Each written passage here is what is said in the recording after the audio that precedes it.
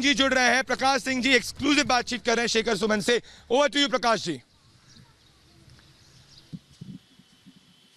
धन्यवाद प्रदीप। आप मुंबई में बड़े जोश खरोश के साथ काम कर रहे हैं और हमारे साथ अब मौजूद हैं एक और अभिनेता और प्रसिद्ध अभिनेता भारत के शेखर सुमन, जो सुशांत सिंह राजपूत को न्याय दिलाने के लिए पूरी मुहिम चलाए हुए हैं पिछले 14 जून से, और लगातार वो आवाज़ बुलंद कर रहे हैं। और शेखर सुमन, मैं बता दूं आपको, जल्द ही अपने मूवर्स एंड शेखर्स, जो इनकी जो प्रचलित धारावाहिक थी लाफ्टर शो, वो उसके नए संस्करण के साथ भी आएंगे।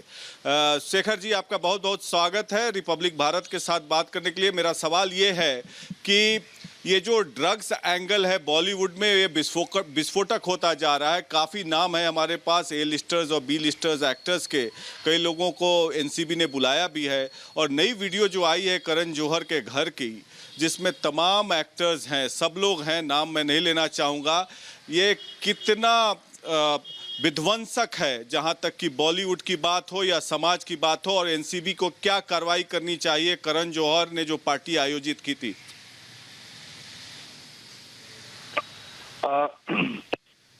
सबसे पहले तो आपका शुक्रिया अदा कर दूं, आपने मूवर्स एंड शेकर्स की बात कही, लेकिन लगे हाथ में ही आपको बता दूं कि जिस मुहिम को लेकर मैं आगे बढ़ा था, यानी कि जस्टिस फॉर सुशांत, जब तक वो पूरा नहीं हो जाता मैं कोई शो शुरू नहीं करने वाला हूं। इसको अंजाम तक पहुंचाने के बाद ही मैं कोई काम करूंगा, भले ही इसमें और वक्त लग जाए। अभी तो 3 महीने गए हैं, 3 महीने और भी मैं इसमें इन्वेस्ट करूंगा, क्योंकि इस जंग को बीच में हम नहीं छोड़ सकते। इसी के तहत और इसी से जुड़ी हुई कड़ी में ये जो ड्रग का पर्दाफाश हुआ है, और ये देखा गया है कि हमारी इंडस्ट्री के कुछ लोग इसमें जो हैं वो सम्मिलित हैं। और जिस वीडियो की आप बात कर रहे हैं, हालांकि ये वीडियो बहुत पुराना है, ये वीडियो अभी का नहीं है। मुझे अचरज है कि जब ये वीडियो सोशल मीडिया पर फ्लोट कर रहा था या जब लोग इसे देख रहे थे, तब इस पे कार्रवाई क्यों नहीं की गई। लेकिन अब ठीक है, देर आए दुरुस्त आए। अब इसमें जो भी नाम है, जैसा कि आपने कहा कि आप नाम नहीं लेना चाहेंगे, और इसके पक्ष में मैं भी हूँ कि वो चेहरे तो दिखाई दे रहे हैं, नाम लेने की जरूरत नहीं है। किसी भी चीज को सेंसेशनलाइज करने की जरूरत नहीं है। हर चीज की गरिमा को ख्याल में रखते हुए हमें आगे बढ़ना है। अब ये देखना है कि इस वीडियो में प्रत्यक्ष रूप से जो दिखाई दे रहा है, उसमें ये है कि कुछ लोग एंजॉय कर रहे हैं, और कभी कभी लोग वैसे ही नशे वाली एक्टिंग भी कर लेते हैं वीडियो को और इंटरेस्टिंग बनाने के लिए। तो ये देखना पड़ेगा कि इस वीडियो में कितनी सच्चाई है, और अगर ये पता चलता है और इंटरोगेशन में पता चलता है कि इसमें लोग ड्रग्स कर रहे थे, तो फिर जो इसकी सजा होनी चाहिए उनको मिलनी चाहिए, या जो कार्रवाई होनी चाहिए। नहीं, शेखर जी मैं इंटरजेक्ट करूंगा आपको। शेखर जी, मैं आपको इंटरजेक्ट करूंगा यहाँ पे। ड्रग्स तो बॉलीवुड की सच्चाई बन चुकी है। अब ड्रग्स का इस्तेमाल जो है बॉलीवुड में जगजाहिर है, इससे तो हम लोग को परहेज नहीं करना चाहिए। और ये समाज को ही नहीं खराब कर रहा है, बॉलीवुड को भी एक खराब नाम दे रहा है। तो इसको ध्वस्त करने के लिए और इसको हटाने के लिए एक तरीके से, ताकि सुशांत सिंह राजपूत जैसे और लोग भेंट न चढ़ जाए मौत के कागार पे, इसके लिए तो आगे बढ़ के आकर बात करने की तो जरूरत है। शेखर जी, आप बिल्कुल खुलेआम बोले कि कौन कौन लोग हैं ये और क्या करना चाहिए कार्रवाई। बिल्कुल कड़ी से कड़ी कार्रवाई करनी चाहिए मेरे ख्याल से। जिसको कहते हैं अंग्रेजी में, दे वर रोमिंग अराउंड स्कॉट फ्री। तो वो अब जो है ना, जिस आजादी से और बगैर किसी पाबंदी के लोग, ये जो खुलेआम जो खुला खेल फर्रुखाबादी हो रहा था, उस पे अब रोक लगानी बहुत जरूरी हो गई है। ये बात हम लोग और जनता भी जो है वो बहुत दिनों से देखते आ रही है कि ये सब जो है बहुत खुलेआम हो रहा था और बगैर किसी रोकथाम के। और खास तौर पे हमारी फिल्म इंडस्ट्री के तमाम एक्टर्स, जिनको लोग एक बहुत ही ऊंचे पद पे जिनको आसीन किया गया है, जिनको जो रोल मॉडल्स है सोसाइटी, अगर वो इस तरह से ड्रग एडिक्ट बन जाए तो फिर समाज का क्या होगा। क्योंकि ये तमाम जो जनता है ये इनको फॉलो करती है, चाहे इनका हेयर स्टाइल हो, चाहे इनके कपड़े हो, चाहे इनका व्यवहार ही क्यों ना हो। लेकिन अगर यही पता चल जाएगा कि मेरे खुदा में कोई खराबी थी, तो फिर तो बात ही खत्म हो जाती है। क्योंकि बहुत लोगों ने इनको तो खुदा का दर्जा भी दे रखा था कि ही इज माई गॉड वगैरह वगैरह। अगर आपको पता चला कि ऐसे लोग तो आम इंसान से भी बदतर हैं, जो कि ड्रग्स लेते हैं, जो कि एक जिन्होंने एक माफिया का एक ग्रुप बनाया हुआ है, जो बाहर के लोगों को अंदर नहीं आने देते, और तमाम जो बीमारियां हैं और तमाम जो रोग हैं, इस किस्म के सामाजिक रोग जो हैं वो यहाँ पनप रहे हैं, तो उसको खत्म करना बहुत जरूरी है। और इसको करते करते अगर थाली में छेद भी हो जाए तो भी कोई हर्ज नहीं। तो क्या आपको लगता है कि करण जौहर के नेतृत्व में, जो कि एक तथाकथित रूप से, मुझे कहने में परहेज नहीं होगा कि एक मूवी माफिया भी हैं, जो कंगना रनावत ने उन्हें कहा है, और एक ड्रग माफिया के रूप में भी प्रचलित होते जा रहे हैं, क्या एनसीबी को उन पर कार्रवाई करनी चाहिए?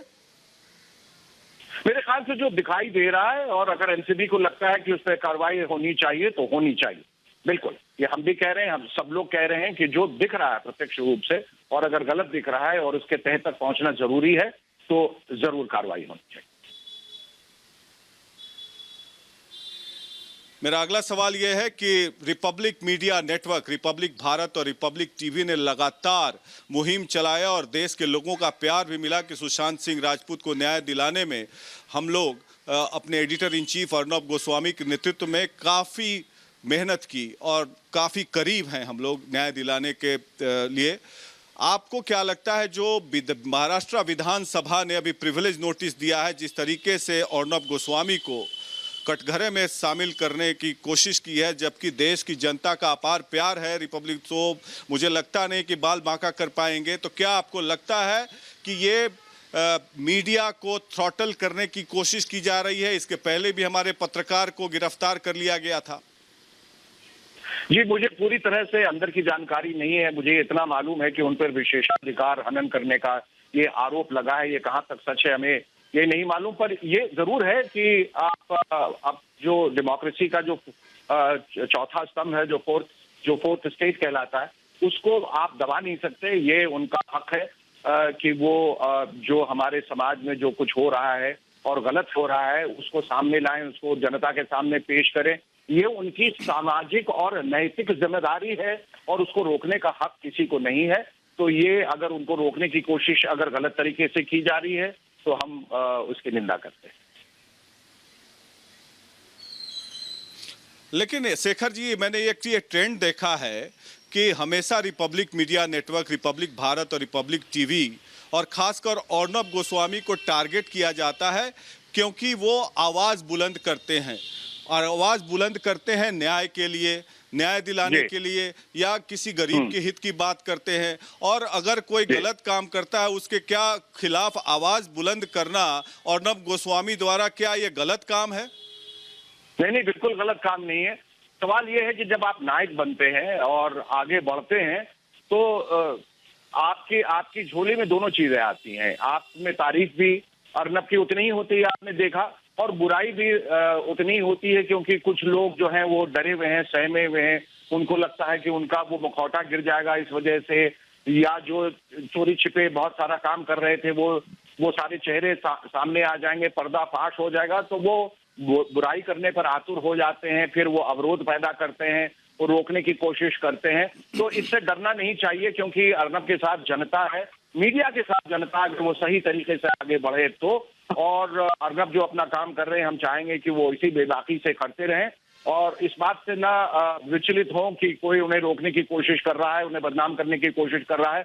कि जहां बदनामी उनके हिस्से में आ रही है, पर वो ये ना भूलें कि बहुत सारी तारीफ जो है, प्रशंसा भी उनके हिस्से आ रही है। तो मामला जो है वो संतुलित हो गया है, इसलिए इससे घबराने, नेगेटिविटी की तरफ ध्यान बिल्कुल ना दें, और जिस काम को लेकर, जिस ध्येय को, जिस लक्ष्य को लेकर वो आगे बढ़े, बिल्कुल पूरी शिद्दत के साथ उसी मंजिल की तरफ आगे बढ़ते रहें।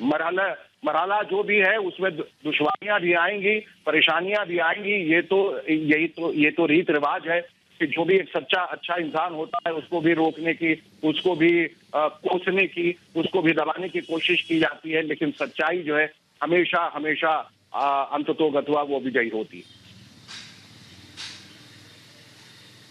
मेरा आखिरी सवाल ये है शेखर जी कि अवरोध डालने की कोशिश इसलिए कर रहे हैं, हमें लगता है, क्योंकि हमने दिशा सालियान के मौत का केस खोल दिया है, और हम शुरू से ही ये कह रहे हैं और आप भी उसके मत के हैं कि दिशा सालियान की मौत और सुशांत सिंह राजपूत का मौत, दोनों के तार जुड़े हुए हैं और हम काफ़ी करीब हैं, क्योंकि इसमें गुत्थी अब सुलझती जा रही है और फॉरेंसिक टीम भी अब काफ़ी करीब है अपना रिपोर्ट सौंपने के लिए सीबीआई को। आपको क्या लगता है, दिशा सालियान के मौत के तार जुड़े हुए हैं सुशांत सिंह राजपूत के मौत से, और कुछ न कुछ पुलिस द्वारा छुपाई जा रही है, जैसे कि रोहन रॉय की बात है, अभी तक कोई इंटरोगेशन नहीं हुई है। रोहन रॉय के साथ का इंटरोगेशन क्यों नहीं हुआ, ये बड़ी हैरत की बात है और उसको लेके बहुत सारी ऐसी कड़ियां हैं जो सुलझी नहीं। उनके पोस्टमार्टम को लेकर तो जिस तरह से गिरी, जहां गिरी, वहां जो भी चश्मदीद गवाह थे, सबके बयानात जो है वो सामने बिल्कुल खुल के नहीं आए। तो सबसे पहले तो जो उनके सबसे नजदीकी लोग हैं उनके साथ ही जो है वो बातचीत होनी चाहिए थी, या क्वेश्चन आंसर होना चाहिए था, इंटरोगेशन होना चाहिए था, तफ्तीश होनी चाहिए थी। ये तो कुछ ही नहीं हुआ। 90 दिनों के बाद जब हम वापस उन तथ्यों पे आते हैं तब तो एक बहुत वक्त गुजर जाता है और बहुत चीजों को रास्ते से हटा दिया जाता है।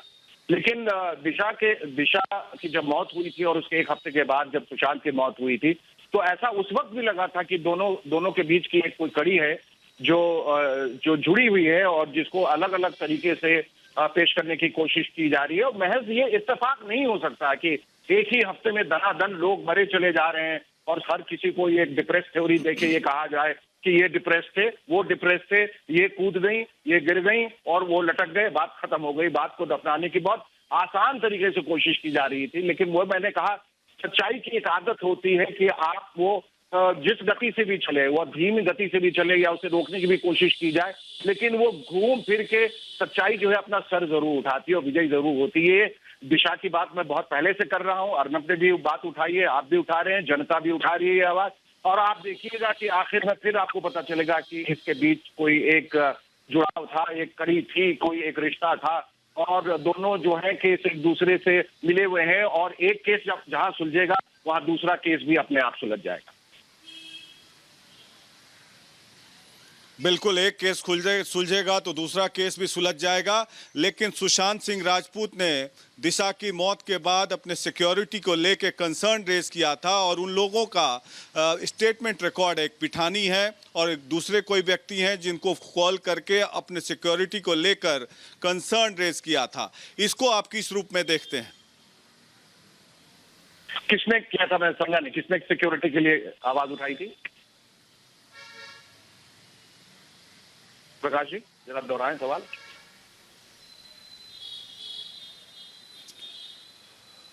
शेखर जी, जल्द से 30 सेकंड्स में आप ये बता दें मुझे कि क्या आपको लगता है कि सुशांत राजपूत ने जो अपने सिक्योरिटी को लेकर कंसर्न रेज किया था दिशा की मौत के बाद, आपको कितना तर्क संगत लगता है? ये देखिए, ये तो बिल्कुल साफ तौर पे एक इंसान जो असुरक्षित महसूस कर रहा